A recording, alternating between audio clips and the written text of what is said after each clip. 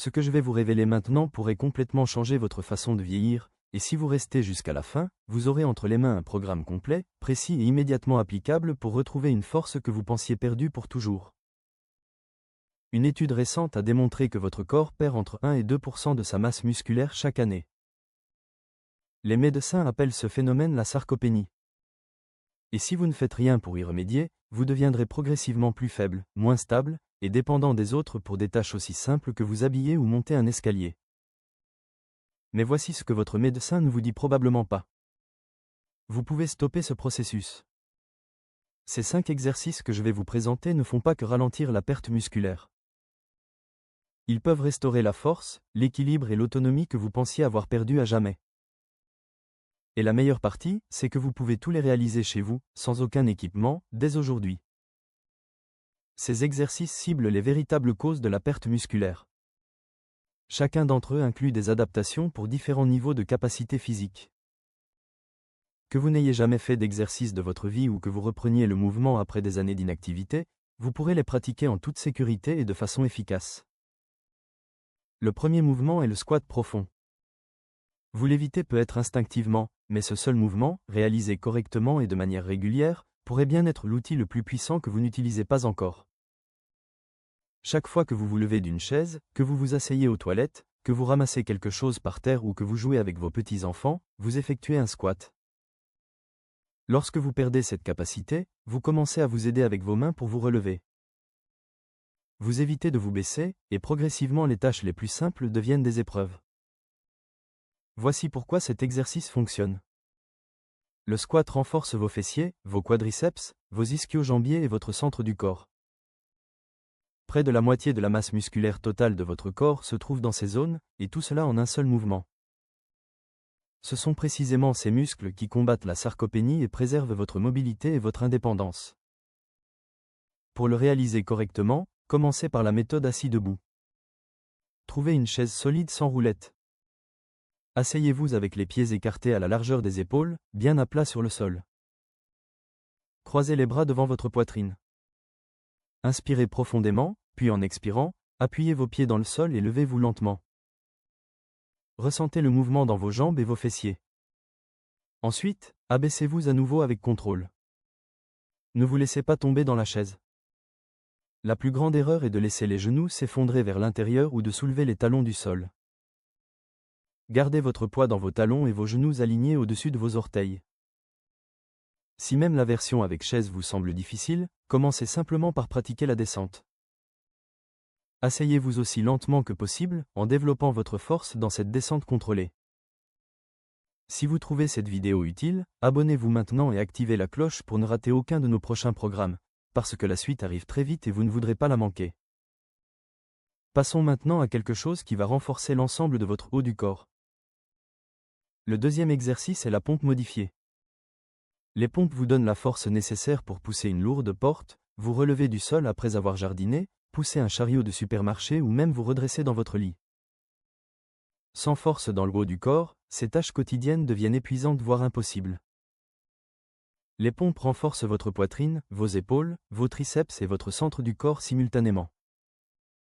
Cette combinaison combat la perte musculaire du haut du corps qui provoque les épaules arrondies et cette posture voûtée vers l'avant que tant de personnes développent en vieillissant. Voici comment le faire correctement. Commencez par des pompes contre un mur. Tenez-vous à une longueur de bras du mur. Placez vos mains à plat contre lui à hauteur des épaules. Reculez légèrement vos pieds pour que votre corps forme un léger angle. Gardez votre corps aligné de la tête aux talons. Inspirez en vous penchant vers le mur, expirez en vous repoussant. Ne laissez pas vos coudes s'écarter trop vers l'extérieur, car cela exerce une contrainte inutile sur vos épaules. Maintenez vos coudes à environ 45 degrés de votre corps. Si les pompes contre le mur vous semblent trop faciles, progressez vers des pompes inclinées en utilisant une table solide ou le dossier de votre canapé. Si elles semblent trop difficiles, rapprochez-vous du mur pour réduire l'angle. En parlant de posture et de stabilité, le troisième exercice est crucial pour protéger votre colonne vertébrale et prévenir les chutes. Il s'agit de l'exercice du mort-vivant. Votre centre du corps est ce qui vous maintient stable lorsque vous marchez sur un sol inégal, que vous atteigniez quelque chose sur une étagère haute ou simplement que vous maintenez une bonne posture tout au long de la journée. Un centre du corps affaibli entraîne des douleurs dorsales et augmente votre risque de chute. Cet exercice renforce vos muscles abdominaux profonds, notamment le transverse de l'abdomen, ainsi que les muscles stabilisateurs de votre bas du dos et de vos hanches. Ce sont ces muscles qui protègent votre colonne vertébrale et améliorent votre équilibre. Voici comment le réaliser correctement. Allongez-vous sur le dos sur une surface ferme. Pliez vos genoux à 90 degrés et levez vos bras bien droits alignés avec vos épaules. Appuyez votre bas du dos contre le sol, c'est absolument crucial. Inspirez profondément, puis en expirant, étendez lentement une jambe vers le sol pendant que le bras opposé remonte vers l'arrière. Ni l'un ni l'autre ne doit toucher le sol. Revenez à la position de départ et répétez de l'autre côté. L'erreur la plus fréquente est de laisser le bas du dos se cambrer en s'éloignant du sol.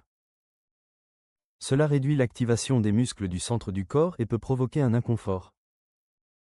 Maintenez ce bas du dos appuyé contre le sol pendant tout le mouvement. Si le mouvement complet est trop difficile, commencez par ne déplacer qu'un seul membre à la fois, soit uniquement le bras, soit uniquement la jambe, tout en maintenant les 3 autres membres stables. Maintenant que nous avons travaillé votre centre du corps, concentrons-nous sur quelque chose qui influence directement votre capacité à marcher et à monter des escaliers. Le 4e exercice est la montée sur la pointe des pieds. Des mollets solides vous permettent de monter des escaliers sans être essoufflé, de maintenir votre équilibre sur des surfaces irrégulières, et d'éviter ce pas traînant qui augmente le risque de chute. Ils améliorent également la circulation, réduisant ainsi le gonflement des jambes et des pieds. Cet exercice renforce vos muscles des mollets, souvent appelés votre deuxième cœur, parce qu'il pompe le sang de vos jambes vers votre cœur. Des mollets solides améliorent la circulation et sont essentiels pour l'équilibre et la prévention des chutes. Voici la technique correcte. Tenez-vous debout avec les pieds écartés à la largeur des épaules, les mains posées sur un mur ou une chaise pour vous soutenir. Inspirez profondément, puis en expirant, montez lentement sur la pointe des pieds. Maintenez la position 1 à 2 secondes en ressentant la contraction dans vos mollets. Redescendez ensuite avec contrôle jusqu'à ce que vos talons touchent le sol. Évitez cette erreur fréquente qui consiste à utiliser l'élan pour rebondir de haut en bas. Le mouvement doit être lent et contrôlé, en vous concentrant sur la contraction musculaire plutôt que sur la vitesse. Si se tenir debout vous semble instable, réalisez cet exercice assis.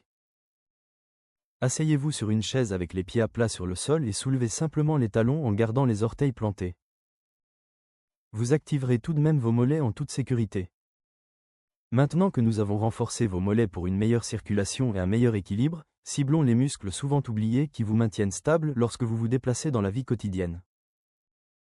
Le 5e exercice est l'adduction de la hanche. Ce dernier exercice cible un groupe musculaire souvent négligé mais essentiel pour l'équilibre et la stabilité. Nous allons travailler vos muscles de l'intérieur des cuisses, qui vous maintiennent stable lorsque vous marchez, vous aident à garder l'équilibre quand vous enfilez un pantalon ou des chaussures, et préviennent cette démarche instable avec les jambes écartées que beaucoup de personnes développent en vieillissant.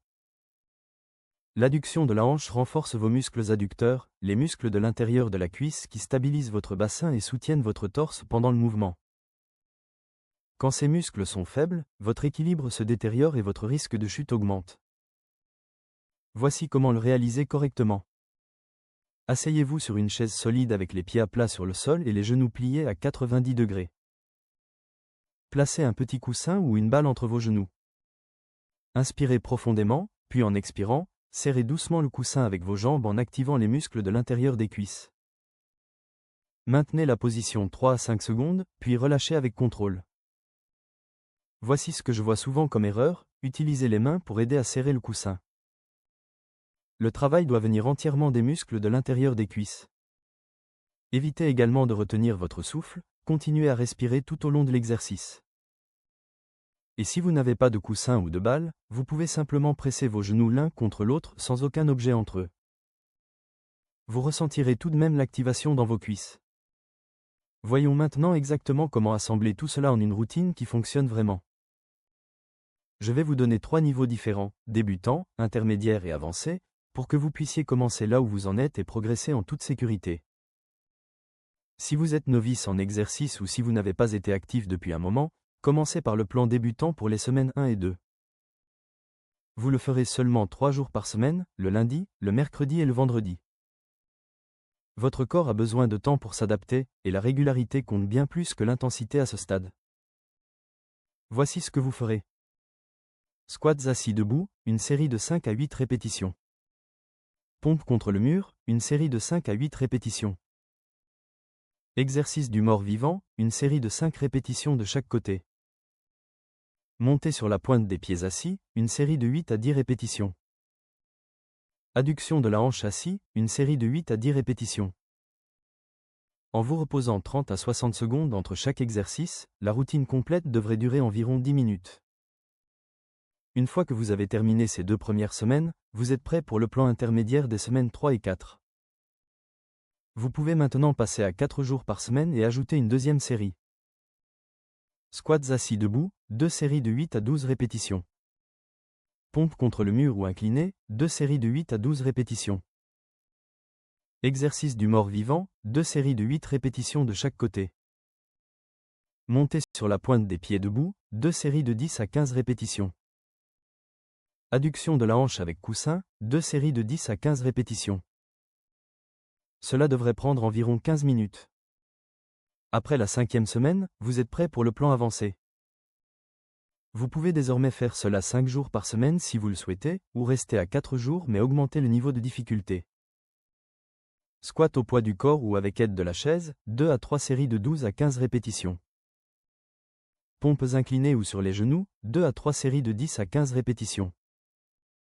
Exercice du mort-vivant, 2 à 3 séries de 10 répétitions de chaque côté. Montée sur la pointe d'un seul pied, 2 à 3 séries de 8 à 12 répétitions par jambe. Adduction de la hanche debout, 2 à 3 séries de 12 à 15 répétitions. Faites attention à ce point essentiel. Si un exercice provoque de la douleur, revenez à une version plus facile. Certains jours vous vous sentirez plus fort, d'autres moins, et c'est tout à fait normal. L'essentiel est de vous présenter régulièrement. Je préfère que vous fassiez la routine débutant chaque jour plutôt que la routine avancée une fois par semaine. Votre corps est différent maintenant, et c'est normal. Mais différent ne signifie pas cassé. Ces 5 exercices fonctionnent parce qu'ils ciblent les changements spécifiques qui se produisent avec la sarcopénie, la perte musculaire, le déclin de l'équilibre et la réduction de la force fonctionnelle. La réalité est celle-ci. Vous n'avez pas besoin de passer des heures dans une salle de sport ou de suivre des programmes compliqués. 15 minutes par jour avec ces mouvements, pratiqués de manière régulière, peuvent restaurer une force et une confiance que vous pensiez avoir perdues pour toujours. C'est votre plan pour vieillir en bonne santé. Il ne s'agit pas de remonter le temps, mais de s'assurer que les années à venir seront fortes, indépendantes et remplies des activités que vous aimez. Alors, lequel de ces exercices vous semble le plus difficile en ce moment? Dites-le moi dans les commentaires ci-dessous, je lis chaque commentaire et je réponds à autant que possible, et si cette vidéo vous a été utile, abonnez-vous et activez la cloche pour ne manquer aucun de nos prochains contenus, parce que la suite arrive très bientôt et elle vaut vraiment le détour.